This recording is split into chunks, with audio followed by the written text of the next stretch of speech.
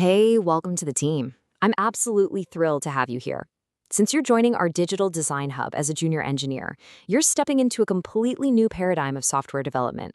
So today, we're going through a comprehensive explainer on how we build systems that don't just, answer questions, but act as an independent central reasoning brain. We are talking about architecting iterative AI agents using Google Gemini.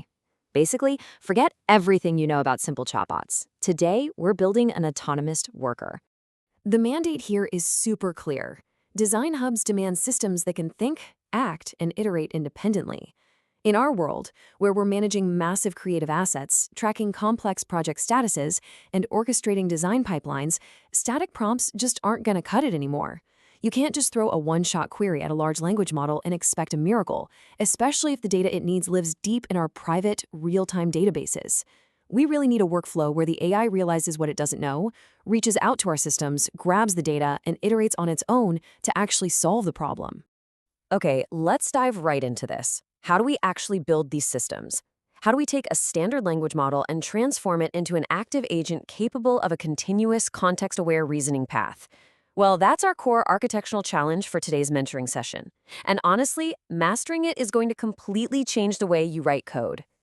Section 1, Meet Your Reasoning Brain, the Agent Architecture. To start off, we need to completely shift our mindset. We're no longer just writing a single prompt. We are setting up a central reasoning brain. There's a massive divide here between the old way and the new way. Think about the static, one-and-done LLM prompt. It's kind of like asking someone a trivia question, right? They either know it or they don't. But an active agent workflow, which is what we're building, is totally different. Instead of just asking a question, you're giving an incredibly smart entity a specialized toolbox of local Python functions. You're basically saying, here is your brain, and here are the tools you can use to figure out the answer yourself. Let's look at a real-world example from our own ticket queue. Say a user types, what is the current status of the Virtual Creative Factory project? Now, Google Gemini, right out of the box, has absolutely no idea what the Virtual Creative Factory is. It doesn't have access to our local SQL databases or our live project tracking APIs.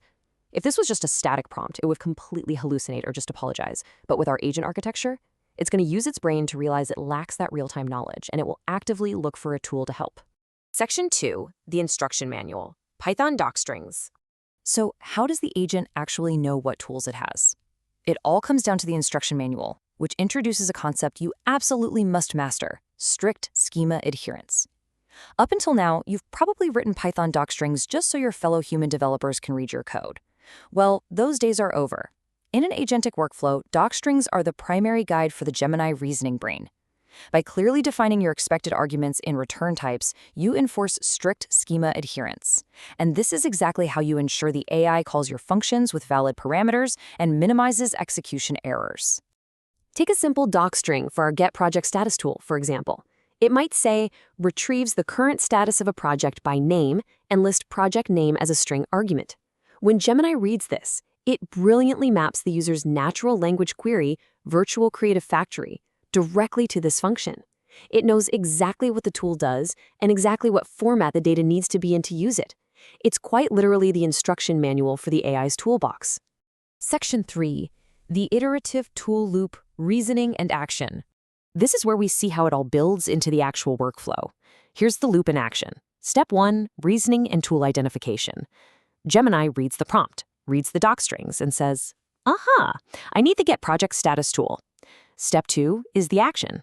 Gemini generates a function call passing Virtual Creative Factory as the argument. It hands this request back over to our Python code, and we execute that function locally against our actual database. Finally, we hit Step 3, result synthesis, where we take what we found and prepare to hand it back. So our local Python code runs the database lookup and returns a string like, on schedule with 75% completion. Awesome, we have the data. But here's the catch. The user doesn't know this yet, and more importantly, the AI reasoning brain doesn't know this yet. That data is just sitting locally in our system's memory. We have to hand it back to the AI. Section 4, State Handoff and Context, Maintaining Memory. This addresses the most common pitfall I see junior developers make when building agents. You cannot just throw raw text back at the model. You have to synthesize it. In the Google GenAI SDK, we package this local data into a specific structured object called a function_response part. This object explicitly binds three things together: the function's name, the original arguments the AI requested, and the resulting data, which in this case is our 75% completion status. Packaging it this way is absolutely vital to maintaining a logical chain of thought. So the really crucial point here is what we call historical payload management. When we pass that synthesized function response back to the Gemini brain, we don't just send that one single piece of data. We pass the complete historical payload: the original prompt, the tool request, and the tool response. Doing this maintains a multi-turn state. Because honestly, if you don't do this, your agent just gets amnesia.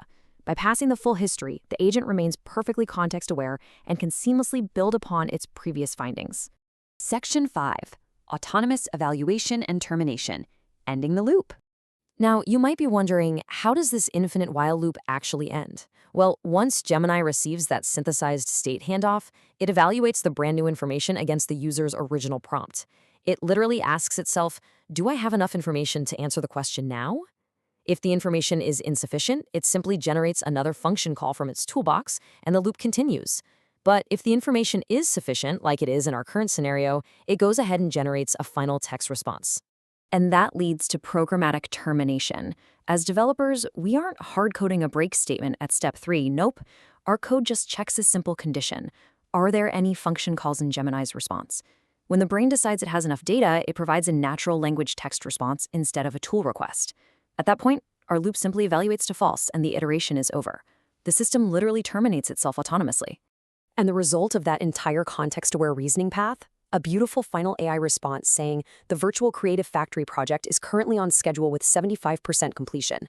The system successfully parsed the user's intent, identified its own knowledge gap, read your doc string to find the right tool, executed the search, synthesized the state, and delivered a perfect natural language resolution. That right there is a fully autonomous workflow.